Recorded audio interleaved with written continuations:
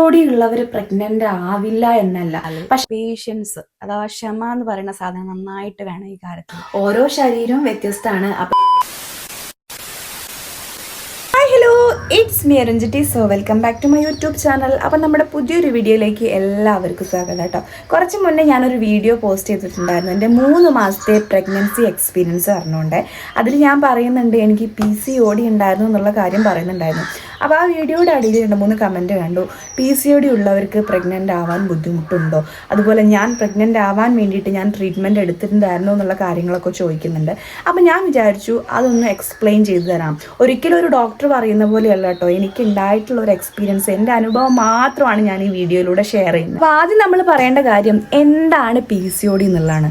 നമ്മുടെ ഓവറീസ് നോർമലായിട്ട് വർക്ക് ചെയ്യാത്തൊരു സിറ്റുവേഷനെയാണ് നമ്മൾ PCOD എന്ന് പറയുന്നത്.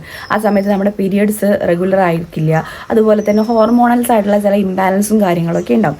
എൻ്റെ കാര്യം പറയുകയാണെങ്കിൽ എനിക്ക് പീരിയഡ്സ് കറക്റ്റ് അല്ലായിരുന്നു.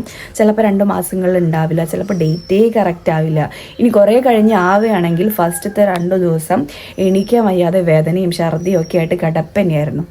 മാരേജ് കഴിഞ്ഞിട്ട് ഒരു 3 years ഒക്കെ കഴിഞ്ഞിട്ടാണ് ബേബി പ്ലാനിങ് നമ്മൾ തുടങ്ങുന്നത്. ഓൾറെഡി അറിയാം PCOD ഉണ്ട്, ടെൻഷനിലായിരുന്നു.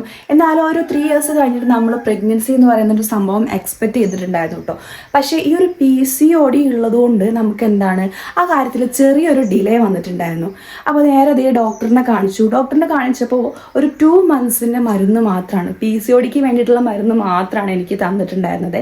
അത് കഴിഞ്ഞിട്ട് നോർമലി കൺസീവ് ആവാൻ ശ്രമിക്കുന്നുണ്ടെന്ന് പറഞ്ഞപ്പോൾ ഫോളിക് ആസിഡും അതുപോലെ വൈറ്റമിൻ ഗുളിക മാത്രമേ എഴുതിയിട്ടുണ്ടായിരുന്നു. സോ നോർമലി പറയുകയാണെങ്കിൽ വലിയൊരു ട്രീറ്റ്മെൻറ്റും കാര്യങ്ങളൊന്നും എൻ്റെ കേസിലില്ലായിരുന്നു. അപ്പോൾ ഡോക്ടറെ കാണിച്ചിട്ട് നമ്മൾ ബേബി പ്ലാനിങ് തുടങ്ങിയിട്ടുണ്ട്. റീസെൻ്റ്ലി ഒരു 7 മാസം മാത്രമേ ആയിട്ടുണ്ടായിരുന്നുള്ളൂ കേട്ടോ. അപ്പോൾ അതിൻ്റെ ഇടയിൽ തന്നെ ഞാൻ എന്ത് ചെയ്തു, കൺസീവ് ആവുകയും ചെയ്തു. സത്യം പറയുകയാണെങ്കിൽ എക്സ്ട്രീംലി എന്താ പറയുക, എക്സ്പെക്റ്റ് ചെയ്യാത്തൊരു ഹാപ്പിനെസ് ആയിരുന്നു അത് അറിഞ്ഞ സമയത്ത് ഉണ്ടായിരുന്നത്. ഇനി നമ്മൾ പറയുകയാണ് PCOD ആൻഡ് കൺസീവിങ്, അതായത് PCODയും പ്രഗ്നൻ്റ് ആവുക എന്നുള്ള സംഭവം എന്ന് പറയുന്നുണ്ട്. അതായത് PCOD ഉള്ളവർ പ്രഗ്നൻ്റ് ആവില്ല എന്നല്ല, പക്ഷെ അതിൻ്റെ പ്രശ്നം എന്താ വെച്ചാൽ അവിടെ കുറച്ച് ടൈം എടുക്കും. പോസിബിൾ ആണ് കാര്യം, പക്ഷെ എന്താണ് അതിന് വേണ്ടിയിട്ട് അവിടെ കുറച്ച് ടൈം എടുക്കും എന്നുള്ളതാണ്. പിന്നെ നമുക്ക് വേണ്ട ഒരു കാര്യം എന്ന് പറഞ്ഞാൽ പേഷ്യൻസ് അഥവാ ക്ഷമ എന്ന് പറയുന്ന സാധനം നന്നായിട്ട് വേണം ഈ കാര്യത്തിൽ. അതില്ലെങ്കിൽ പിന്നെ ഭയങ്കര പ്രശ്നമായിരിക്കും. എൻ്റെ കാര്യത്തിൽ ഞാൻ പറഞ്ഞു 5 വർഷമായി കല്യാണം കഴിഞ്ഞിട്ട്. 3 വർഷത്തിന് ശേഷമാണ് കുട്ടികൾ എന്നുള്ളൊരു കൺസെപ്റ്റിലേക്ക് ഞങ്ങൾ രണ്ടാളും പ്ലാൻ ചെയ്ത് കിടക്കുന്നത്. അപ്പോഴും ടെൻഷനായിരുന്നു. ജസ്റ്റ് 7 മാസമേ ആവുന്നുള്ളൂ. ആ ബാക്കിയുള്ള മാസങ്ങളിലൊന്നും ആവാത്തത് കൊണ്ട് എനിക്ക് ഭയങ്കര ടെൻഷനായിരുന്നു. പക്ഷേ ഓട്ടോമാറ്റിക്കലി ഞാനത് മനസ്സിലാക്കി. ഇതിലേറെ വെയിറ്റ് ചെയ്യുന്ന ആളുകളുണ്ട്. 7 മാസമല്ല, അതിലേറെ എടുത്ത് കൊല്ലങ്ങളോളം എടുത്ത് വെയിറ്റ് ചെയ്ത് കാത്തിരിക്കുന്ന ആളുകളുണ്ട്. അപ്പോൾ ഈ ഒരു കാര്യത്തിൽ ക്ഷമ എന്ന് പറയുന്ന സാധനം വലിയ ഇമ്പോർട്ടൻ്റ് ഉള്ളൊരു കാര്യമാണ്. പിന്നെ ഈ ഒരു കാര്യത്തിന് എന്നെ കൂടുതൽ ഹെൽപ്പ് ചെയ്തിട്ടുള്ളത്, മെഡിസിൻസ് ഹെൽപ്പ് ചെയ്തിട്ടില്ല എന്ന് ഞാൻ പറയുന്നില്ല, പക്ഷേ ഉണ്ട്. അതുപോലെ തന്നെ ഞാൻ ഈ കൺസീവ് ആവാൻ ട്രൈ ചെയ്യുന്നതിൻ്റെ 3 മാസം മുന്നേ നമ്മൾ എന്ത് ചെയ്തിട്ടുണ്ടായിരുന്നു, ഞാനൊരു ജിമ്മിൽ ജോയിൻ ചെയ്തിട്ടുണ്ട്. അവിടെ അടുത്ത് തന്നെയുള്ള ഒരു ജിമ്മിൽ ജോയിൻ ചെയ്തു. അപ്പോൾ PCOD ആണെന്നുള്ള കാര്യമൊക്കെ കോച്ചിനോട് പറഞ്ഞു. അപ്പോൾ PCODക്ക് അനുസരിച്ചുള്ള വർക്കൗട്ടും കാര്യങ്ങളൊക്കെ എനിക്ക് കോച്ച് അവിടുന്ന് തന്നിട്ടുണ്ടായിരുന്നു. നമുക്കറിയാം, നമ്മൾ വർക്കൗട്ട് ചെയ്യുന്നതിനനുസരിച്ച് ആ വർക്കൗട്ട് ചെയ്യുന്ന സമയത്ത് നമ്മൾ കറക്റ്റ് ആയിട്ടുള്ള ഒരു ഡയറ്റ് ഫോളോ ചെയ്യണം. നല്ല രീതിക്കുള്ള ഹെൽത്തി ആയിട്ടുള്ള ഫുഡും കാര്യങ്ങളൊക്കെ കഴിക്കണം. അങ്ങനെ ഞാൻ ആ സമയത്ത് നല്ല ഹെൽത്തി ആയിട്ടുള്ള ഫുഡും കാര്യങ്ങളൊക്കെ കഴിച്ചു. പിന്നെ ഈ സമയത്ത് മാക്സിമം നമ്മൾ നമ്മുടെ സ്ട്രെസ് ഒഴിവാക്കുക, ടെൻഷൻ ഒഴിവാക്കുക. പിന്നെ അതുപോലെ തന്നെ ഞാൻ കൂടുതലായിട്ടും ഇമ്പോർട്ടൻസ് കൊടുത്തിട്ടുണ്ടായിരുന്ന വർക്കൗട്ടിനും അതുപോലെ തന്നെ നമ്മുടെ ലൈഫ് സ്റ്റൈൽ ഒന്ന് ചേഞ്ച് ചെയ്യാനും വേണ്ടി നോക്കിയിട്ടുണ്ട്. നമുക്കറിയാം ഇന്നത്തെ കാലത്ത് 100% എടുക്കുകയാണെങ്കിൽ 99% ഗേൾസിനും PCOD എന്ന് പറയുന്ന സംഭവമുണ്ട്.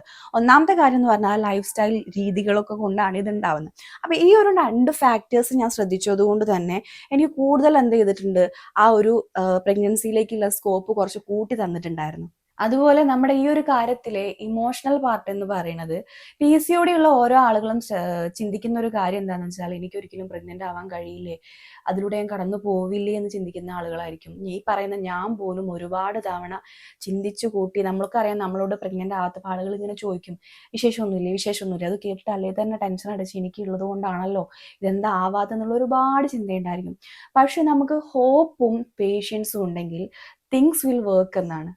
അപ്പം ഞാനീ പറഞ്ഞിട്ടുള്ള എല്ലാ കാര്യവും എന്ന് പറയുന്നത് എൻ്റെ ഒരു എക്സ്പീരിയൻസ് മാത്രമാണ് കേട്ടോ. ഓരോ ശരീരവും വ്യത്യസ്തമാണ്. അപ്പം നമുക്ക് ഡോക്ടറുടെ അഡ്വൈസ് എന്ന് പറയുന്നത് ഇമ്പോർട്ടൻ്റ് ആയിട്ടുള്ള ഒരു കാര്യമാണ്. പക്ഷേ PCOD ഉള്ളവർക്ക് എന്താണ് പ്രഗ്നൻസി പോസിബിൾ ആണ് കേട്ടോ. അപ്പോൾ നിങ്ങളുടെ പ്രതീക്ഷ കൈവിടാണ്ടിരിക്കുക. അപ്പോൾ നമുക്കിത് അടുത്ത വീഡിയോ ആയിട്ട് കാണാം. അപ്പോൾ എന്തെങ്കിലും ഡൗട്ട് ഉണ്ടെങ്കിൽ താഴെ കമൻറ്റ് ചെയ്യൂ കേട്ടോ. അപ്പോൾ അടുത്ത വീഡിയോ ആയിട്ട് കാണുന്നവരേക്കും ടാറ്റാ ബൈ ബൈ.